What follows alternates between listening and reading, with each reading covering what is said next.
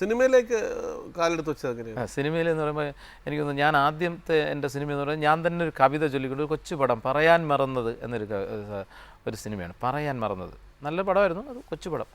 പറയുവാനാകാത്തൊരായിരം കഥനങ്ങൾ ഹൃദയത്തിൽ മുട്ടി വിളിച്ചിടുമ്പോൾ ഇനി എനിക്കിവിടിരും ഒറ്റയ്ക്കു പാടുവാൻ കഴിയുമോരാ കിളി കൂട്ടുകാരി എന്ന് പറഞ്ഞൊരു കവിത. അത് ചൊല്ലിക്കൊണ്ട് അതാണ് ഞാൻ സിനിമയിൽ ആദ്യമായിട്ട് വന്ന ഒരു. അത് കഴിഞ്ഞിട്ട് ഈ അലക്സ് പോൾ അദ്ദേഹം നമ്മുടെ ഷാഫി, ഡയറക്ടർ ഷാഫി, അദ്ദേഹത്തിൻ്റെ ചട്ടമ്പി നടന്ന സിനിമയിൽ ഒരു പാട്ട് എഴുതാൻ എന്നെ വിളിച്ചു. അങ്ങനെയാണ് പാട്ട് വരുന്നത്. രണ്ടാമത് ഈ പൂർണ്ണമായും ഈ സിനിമയിലേക്ക് ഒരു ഫുൾ പാട്ട്, ഒരു സിനിമ മൊത്തത്തിലുള്ള പാട്ട് എനിക്ക് തരുന്നത് മണിയമ്പിള്ള രാജുവേട്ടനാണ്. എനിക്ക് മണിയമ്പിള്ള രാജുവേട്ടനോട് വലിയ ഒരു കടപ്പാടുണ്ട്. കാരണം അദ്ദേഹമാണ് എന്നെ ഇങ്ങനെ ഒരു ഫുൾ ടൈം ഒരു എഴുത്തുകാരൻ എന്ന രീതിയിൽ വിശ്വാസം അർപ്പിച്ച് ഒരു നാൾ വരും എന്ന സിനിമയ്ക്ക് വേണ്ടി. അതിൽ 4-5 പാട്ടുണ്ട്. എല്ലാ പാട്ടുകളും ശ്രദ്ധിക്കപ്പെട്ട പാട്ടുകൾ. അതിലൊരു പാട്ട് മാവിൻ ചോട്ടിലെ എന്ന് തുടങ്ങുന്നൊരു പാട്ടുണ്ട്. മാവിൻ ചോട്ടിലെ മണമുള്ള മധുരമായി മനതാരിൽ കുളിരും നെൻ ബാല്യം. എൻ്റെ തന്നെ ബാല്യം തന്നെയാണ്. ആരോ നീട്ടിയ മഷിത്തണ്ടിൻ കുളിരുള്ള തളിരോർമ്മയാണെൻ്റെ ബാല്യം. ചെളിമണ്ണിൽ പാവാട ചായം തേക്കും. പെൺകുട്ടികളിങ്ങനെ പാവാട ചായം തേച്ചുകൊണ്ട് ക്ഷേത്രത്തിലേക്കൊക്കെ ഓടിപ്പോകുന്ന കണ്ടിരിക്കുമല്ലോ നമ്മൾ. ചെളിമണ്ണിൽ പാവാട ചായം തേക്കും അതു കാണേ കളിയാക്കുമിളനാമ്പുകൾ കളിയാടുന്ന പാടത്തെ കതിരോർമ്മ ബാല്യം എന്ന് പറയുന്ന പാട്ട്.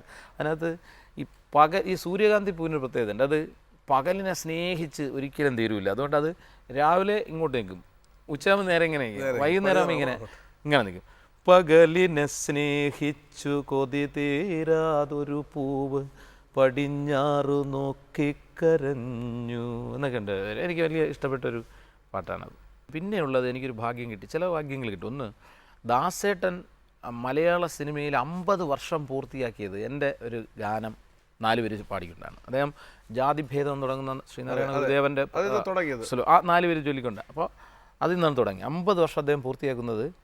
പിന്നെ നമ്മുടെ എം ജയചന്ദ്രൻജി മല്ലു സിംഗ് എന്ന് പറഞ്ഞ സിനിമ, വൈശാഖിൻ്റെ മല്ലു സിംഗ്, അതിൽ എം ജയചന്ദ്രയുടെ ചം ചം ആ പാട്ട്, നീ പാടാതെ പാടുന്ന പാട്ടിൽ ഈ ചോളങ്ങൾ ചാഞ്ചാടും ചന്തം, അതിലെ 4 പേര് ചൊല്ലിക്കൊണ്ടാണ് അദ്ദേഹം 50 വർഷം പൂർത്തിയാക്കിയത് മലയാള സിനിമ ഗാന ശാഖയിൽ. അങ്ങനെ ഭാഗ്യം കിട്ടി. അത് വലിയ കാര്യമായിട്ട് ഞാൻ കാണുന്നു.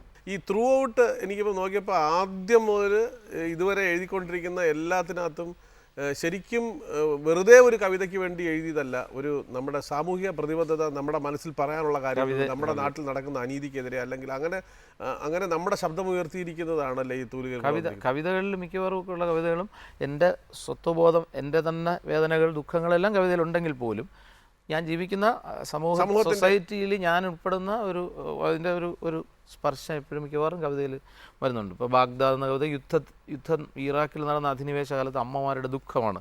അതെല്ലാ കാലത്തും യുദ്ധം എന്ന് പറയുന്നത് വേദനിപ്പിക്കുന്നുണ്ടല്ലോ നമ്മുടെ അമ്മമാരെ, കുഞ്ഞുങ്ങളെ. അപ്പോൾ അങ്ങനെയുള്ള കാര്യങ്ങൾ ആണ്. ഉണരാത്ത പത്മതീർത്ഥങ്ങൾ എന്ന് പറഞ്ഞാൽ നമ്മുടെ പത്മതീർത്ഥ കുളത്തിൽ നമ്മളെല്ലാവരും ഞാൻ നോക്കിക്കൊണ്ട് ഒരാളിനെ കൊല്ലുകയാണ്, ഒരുത്തൻ മുക്കി കൊല്ലുന്നു, കണ്ടുകൊണ്ടിരിക്കുകയാണ്. അന്ന് മറ്റേ മൊബൈൽ അത്രത്തോളം ഇല്ല.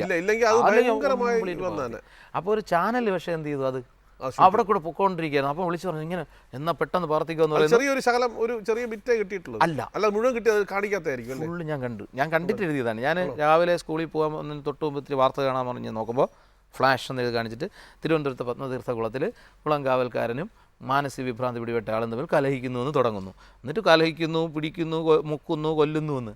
അപ്പോൾ ഈ ക്യാമറ ക്രൂയിലുള്ള ഒരു കുട്ടി ശക്തമായ ഒരു കല്ലെടുത്തെറിഞ്ഞാൽ ഇയാളെ പിടിവിട്ടിരുന്നെങ്കിൽ ഒരു ജീവൻ രക്ഷപ്പെടുമായിരുന്നു. പക്ഷെ അതൊന്നുമല്ല, നമുക്ക് കാഴ്ചകളിലാണ് ഭ്രമം. നമ്മളങ്ങനെ വല്ലാതെ മാറുന്നു നമ്മളെ സമൂഹം. ഇതിനൊക്കെ കാണുക, അത് ലൈവായി കാണുന്നതിലുള്ള ത്രില്ല്, അതിലാണ് നമ്മൾ ജീവിക്കുന്നത്. നിൽക്കുന്നു ഞാൻ പത്മതീർത്ഥ കുളത്തിൻ്റെ ഭിത്തിയിൽ കയ്യൂന്നി താടി താങ്ങി, ചുറ്റുമൊരായിരം കാണികൾ, ഞാനും അങ്ങെത്തി അങ്ങെത്തി നോക്കുന്നുണ്ടകുളത്തിൽ. കത്തിജ്വലിക്കാതെ സൂര്യൻ കരിമ്പട്ടു ചുറ്റി പതുങ്ങി ഒളിഞ്ഞു നിൽപ്പു. ഇത്തിൾ മരത്തിൻ്റെ കൊമ്പിൽ ബലിക്കാക്ക വറ്റുകൾ തേടിപ്പറന്നിറങ്ങി. പത്മമില്ല തീർത്ഥപുണ്യമില്ല ജലം, നിശ്ചലം വശ്യാങ്കിതൻ ജഡം പോൽ ചുറ്റുമൊരായിരം കാണികൾ ഞാനും അങ്ങെത്തി നോക്കുന്നുണ്ടകുളത്തിൽ എന്നാണ് ആ കവിത തുടങ്ങുന്നത്. അങ്ങനെ നോക്കി ഇങ്ങനെയൊക്കെ നിൽക്കുന്നു ഞാൻ നോക്കുമ്പോൾ ആളുകൾ. അന്നത്തെ ഈ ബജാജ് സ്കൂട്ടറുകളാണ് കൂടുതലല്ലേ, അതെല്ലാം തട്ടി ഇങ്ങോട്ട് വെച്ചിട്ട് എല്ലാവരും കൂടി ഇങ്ങനെ നോക്കി നിൽക്കി തള്ളി ഇങ്ങനെ നോക്കുന്നു. അവിടെ ഇത് നടക്കുകയാണ്, അയാൾ കിടന്ന് കരയാണ്, ആരും മൈൻഡ് ചെയ്യുന്നില്ല. അതാണ് നമ്മൾ എല്ലാവരും നോക്കുന്നു, കുറച്ച് നേരം നോക്കിയിട്ട് പോകുന്നു അങ്ങനെ. എന്നിട്ട് അടുത്ത ദിവസം പത്രത്തിൽ അതിനേക്കോളം സന്തോഷകരമായൊരു വാർത്തയും കൂടെ കണ്ടു. അതെന്താണെന്ന് കേട്ടാൽ ഈ ഫയർഫോഴ്സുകാർ വന്നു. അപ്പോൾ അവരോട് ചോദിച്ചു, നിങ്ങളെന്തുകൊണ്ട് നിങ്ങൾ പിന്നെ അല്ല ഒരുത്തൻ പറഞ്ഞത് ഇതാണ്, നിങ്ങളെന്തുകൊണ്ട് ഈ ഇറങ്ങി അവരെ രക്ഷിക്കാതെ? ഞങ്ങളോട് ഡെഡ് ബോഡി എടുക്കാനാണ് ആവശ്യപ്പെട്ടിട്ടുള്ളതെന്ന്. ഡെഡ് ബോഡി ആയിട്ടില്ല, അതുകൊണ്ട് ഞങ്ങൾ വെയിറ്റ് ചെയ്താണ്. ഡെഡ് ബോഡി എടുക്കാനാണ് ഞങ്ങളെ വിളിച്ചിരിക്കുന്നത് എന്നാണ് അയാൾ പറഞ്ഞത്. നിങ്ങളെന്തുകൊണ്ട് ഒരു കോൺസ്റ്റബിൾ പറഞ്ഞത്, ഡെഡ് ബോഡി ആയിട്ടില്ലല്ലോ. അതാണ് നമ്മുടെ മനസ്സ്. അതപ്പോൾ അങ്ങനെയൊക്കെയുള്ള കാര്യങ്ങളോടുള്ള പ്രതികരണമായിട്ടും കൂടെയാണ് എൻ്റെ കവിതകളെ ഞാൻ അങ്ങനെ പ്രതികരിക്കാനുള്ള ഒരു കൊച്ചായുധം പോലെയാണ് ഞാൻ എൻ്റെ കവിതയെ കാണുന്നത്. ഇത് നമ്മൾ ഓർമ്മപ്പെടുത്തിക്കൊണ്ടേയിരിക്കണം നമ്മൾ ആളുകളെ. ഇങ്ങനെയാണ് നമ്മൾ മാറുന്നത്. ഇപ്പോൾ വളരെ ലോകം മുഴുവൻ വളരെയധികം ഫ്ലാഷ് ആവുകയും എല്ലാ ആൾക്കാരുടെ മനസ്സിനെയും പിടിച്ച് കുലുക്കുകയും ചെയ്ത, എന്നെ ഒരുപാട് കരയിക്കുകയും ചെയ്യും. എന്നെ മാത്രമല്ല, ലോകത്തിന് മുഴുവൻ കരയിച്ചാണ് കുഞ്ഞ് മരിച്ചു. അതിനെ വെച്ച് എന്തെങ്കിലും ഞാൻ ഒരു കവിത, എൻ്റെ ഒരു കവിതയുടെ മണിപ്പുരയിലാണ് അത് വല്ലാതെ അത് വരുന്നുണ്ട്. ഇളം തെന്നൽ തലോടുമ്പോൾ അവനുറങ്ങുന്നു, തിരക്കൈകൾ തൊടും നേരം കൈയുറങ്ങുന്നു. കളിക്കാൻ ഞാൻ വരില്ലെന്നു കുറുമ്പാൽ കണ്ണടച്ചും കൊണ്ട് മറന്നുപോയി. പിന്നെ കടൽപ്പായിൽ ചായുറങ്ങുന്നു. ഇപ്പം എഴുതിക്കൊണ്ടിരിക്കുകയാണ്. മകനെ പൊന്മകനെ എന്നകം തട്ടി കരഞ്ഞമ്മ, കടൽ താഴെ പരൽ മീനോ പകച്ചോടുന്നു. ആ കുട്ടിയുടെ കിടപ്പെന്ന് പറയുന്നത് ലോകത്തിലെ ഈ അക്രമികളുടെ ഈ എണ്ണയ്ക്കും പെണ്ണിനും പൊന്നിനും പിന്നെ മണ്ണിനും എണ്ണയ്ക്കുമായി കണ്ണുനീരിൻ കടൽ തീർക്കുകയാണ് പുതിയ രാജാക്കന്മാർ. അപ്പോൾ ആ കാര്യം അതിൻ്റെ ഏറ്റവും വലിയ അടയാളം ആ കുഞ്ഞു അവൻ്റെ മരണത്തിലൂടെ അടയാളപ്പെടുത്തിയതാണ് ആ കാഴ്ച.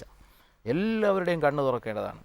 ഈ വർഗങ്ങൾ, ജാതികൾ, മതങ്ങൾ എന്ന് പറഞ്ഞ് മാറി നിന്ന് അങ്ങോട്ടും ഇങ്ങോട്ടും പോരാടി കുഞ്ഞുങ്ങളെയും അമ്മമാരെയും അനാഥമാക്കുന്ന എല്ലാവരുടെയും മനസ്സിൽ നിൽക്കേണ്ട ഏറ്റവും വേദനിപ്പിക്കുന്ന ഉറക്കമാണ് അവൻ്റെ ഉറക്കം. തീർച്ചയായും അങ്ങനെ നമ്മളത് ആ കവിത കൊണ്ട് ഒരു 1000 മനസ്സെങ്കിലും മാറാൻ സാധിക്കട്ടെ. ഇത് ഓർമ്മപ്പെടുത്തിക്കൊണ്ടേയിരിക്കുക എന്ന് പറയുന്ന ഒരു വിപ്ലവമാണ്. അത് ഇനി ഒരു വിപ്ലവമാവട്ടെ, ഈ കവിത ഒരു വിപ്ലവമാവട്ടെ. കാര്യം അറ്റ്ലീസ്റ്റ് നമ്മുടെ ഇത് കേൾക്കുന്ന അല്ലെങ്കിൽ ഇത് വായിക്കുന്ന ആൾക്കാരുടെ മനസ്സിലെങ്കിലും ഇതിനൊരു കടിഞ്ഞാൺ, നമ്മുടെ ഈ സമ്പത്തിനും പെണ്ണിനും ഒക്കെ പുറകെ പോകുന്നതിന് വേണ്ടിയിട്ട് ഒരു കടിഞ്ഞാൺ ഇടാനുള്ള ഒരു ആയുധമാകട്ടെ എന്ന് പ്രാർത്ഥിച്ചുകൊണ്ട് നമുക്ക് വൈൻഡപ്പ് ചെയ്യാനുള്ള ടൈമായി.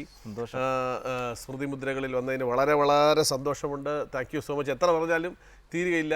നമ്മളോടൊപ്പം ഇരിക്കാൻ കഴിഞ്ഞ നിമിഷങ്ങൾ വളരെ സന്തോഷകരമാണ്. വളരെ പ്ലസൻ്റ് ആയിട്ടുള്ളൊരു നിമിഷങ്ങളാണ് നടന്നത്. എനിക്ക് വലിയ സന്തോഷം, അമൃതയോടും അങ്ങയോടും.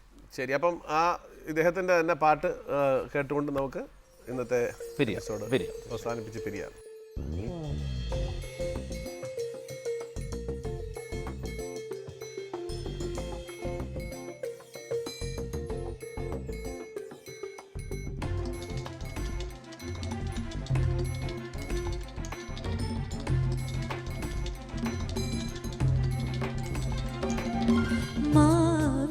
ചോട്ടിലെ മണമുള്ള മധുരമായി മനതാരിൽ കുളിരും നിൻ ബാല്യം. ആരോ നീട്ടിയ മഷിത്തണ്ടിൻ കുളിരുള്ള തളിരോർമ്മയാണെൻ്റെ ബാല്യം. ചെളിമണ്ണിൽ പാവാട ചായം തേക്കും അതു കാണെ കളിയാക്കുമിളനാമ്പു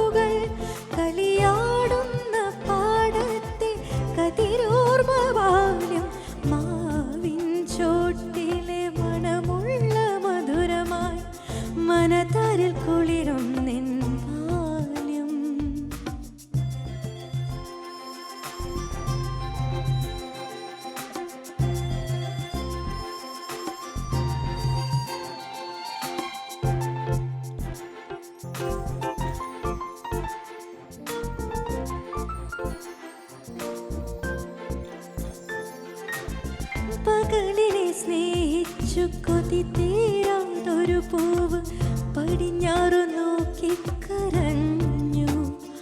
അവൾ മുഖമൊന്നുയർത്താതെ നിന്നു.